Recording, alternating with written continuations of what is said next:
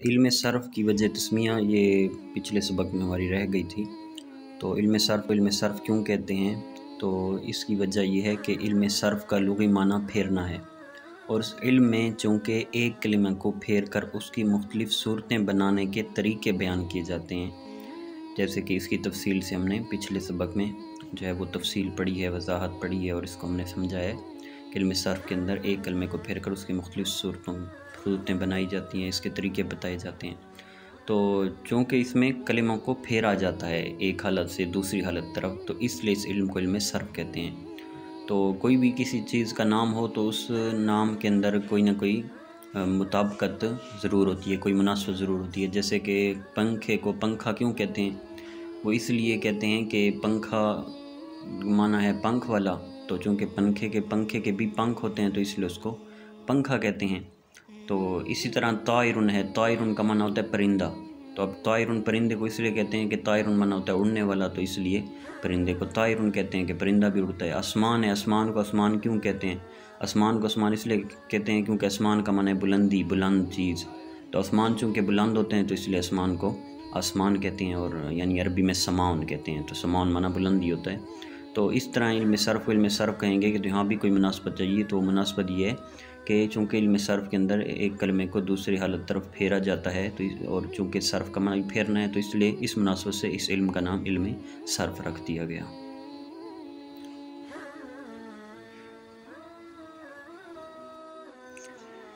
بسم اللہ الرحمن الرحیم۔ سبق نمبر 2، کلمہ اور اس کی مختلف تقسیمات۔ تو سبق نمبر 1 جو ہے وہ ابتدائی چیزوں کے بارے میں تھا، علم صرف کی بنیادی معلومات، علم صرف کی تعریف، غرض، موضوع، وجہ تسمیہ۔ تو سبق نمبر 2 کے اندر ہم مزید علم صرف پڑھنا جو ہے وہ شروع کر رہے ہیں، اور علم صرف کے باقاعدہ احکامات اور اس کے قواعد اور اس کے اصول اور اس کی ابحاث جو ہے یہاں سے ہم باقاعدہ طور پر شروع کر رہے ہیں۔ تو سب سے پہلے ہم نے اس سبق کے اندر جو ہے وہ کلمے کی تعریف جاننی ہے۔ کلمے کی تعریف کیوں جاننی ہے؟ اس کی وجہ یہ ہے کہ علم صرف کا جو موضوع ہے، علم صرف کا جو مبحث ہے، علم صرف کے جو زیر بحث ہونا ہے جس کے بارے میں علم صرف کے اندر گفتگو ہونی ہے، بنیادی چیز یعنی موضوع، وہ ابھی ہم نے پڑھا ہے کہ وہ کیا ہے؟ کلمہ ہے۔ تو لہذا سب سے پہلے ہم نے اس کی تعریف جاننی ہے کہ ہم نے علم صرف کے اندر جس چیز کے بارے میں بحث کرنی ہے، یعنی کلمہ کے بارے میں، اس کی ہی ہمیں معلومات نہ ہو تو ہم کیسے اس کلمے کے بارے میں بحث کر سکیں گے؟ اس لیے سب سے پہلے ہم کلمے کو پڑھتے ہیں، اور چونکہ کلمہ ہی وہ چیز ہے کہ جس کا جو ہے وہ ہر چیز میں ذکر ہے، یعنی علم صرف کی تعریف کے اندر بھی کلمہ آ رہا ہوتا ہے کہ ایک کلمے کو دوسری طرف پھیرنا، موضوع میں بھی کلمہ ہے، غرض میں بھی کلمہ ہے کہ کلموں میں لفظی غلطیوں سے بچنا، وجہ تسمیہ میں بھی کلمہ ہے کہ ایک کلمے کو دوسری کلمے کی طرف دوسری حالت طرف پھیرا جاتا ہے، تو اس کا ہر جگہ پہ ذکر ہے، تعریف میں اس کا ذکر ہے، موضوع میں، غرض میں، وجہ تسمیہ میں۔ تو یہ ہے کیا چیز؟ تو آج ہم اس کلمے اور اس کی مختلف تقسیمات کے بارے میں پڑھنے لگے ہیں۔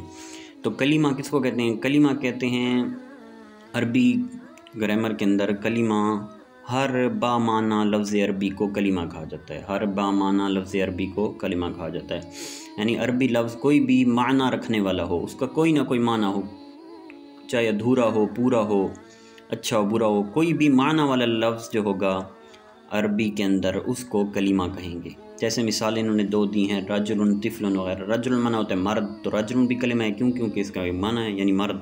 طفل معنی بچہ، تو یہ بھی کلمہ ہے کیونکہ اس کا ایک معنی ہے۔ اس طرح کوئی سی بھی آدمی مثالیں دے سکتا ہے، جیسے کتاب معنی کتاب، قلم معنی قلم، اور اسی طرح جو ہے کراست معنی کیا ہوتا ہے؟ کاپی۔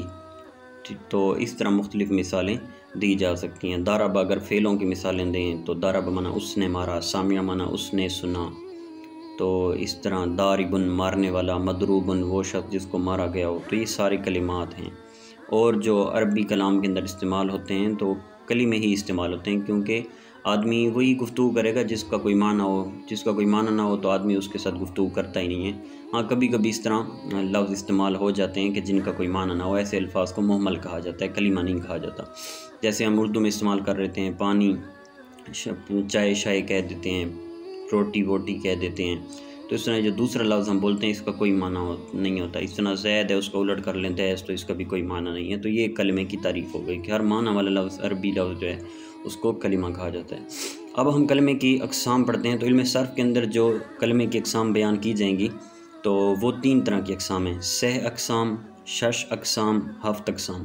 علم صرف کے اندر یہ کلمے کی بنیادی 3 اقسام، 3 طرح سے جو یہ اقسام ہیں یہ علم صرف کے اندر ذکر کی جائیں گی اور ان کی تفصیلی ابحاث کی جائیں گی، ان کے پورے سبق ہوں گے، اور انہوں نے گویا کہ علم صرف کے اندر ہر جگہ انہوں نے یوز ہونا ہے۔ یہ 3 طرح کی اقسام وہ والی اقسام ہیں کہ جی ہر جگہ علم صرف کے اندر ان کا استعمال ہونا ہے، ان کا یوز ہونا ہے۔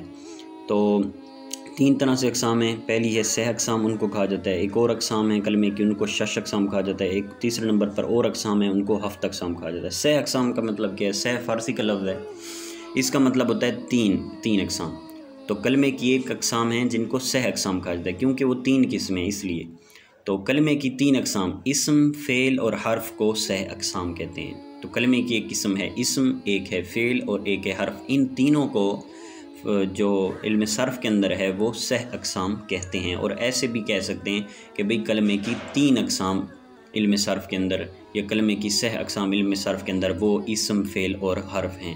اب اسم، فعل اور حرف کیا ہیں تو ان کا انشاءاللہ ابھی مستقل ان کی تعریفات آئیں گی، تو ہم نیکسٹ سبق میں ان کو پڑھیں گے انشاءاللہ۔ اس کے بعد 6 اقسام، 6 اقسام، 6 بھی فارسی کا لفظ ہے، اس کا مطلب ہوتا ہے 6 اقسام۔ تو کلمے کی ایک اقسام ہے 6 اقسام کے نام سے، تو کلمے کی ایک اور اقسام ہے 6 اقسام کے نام سے۔ 6 اقسام مانا 6 اقسام، تو کلمے کی یہ 6 اقسام ہیں، ان کو 6 اقسام کہا جاتا ہے۔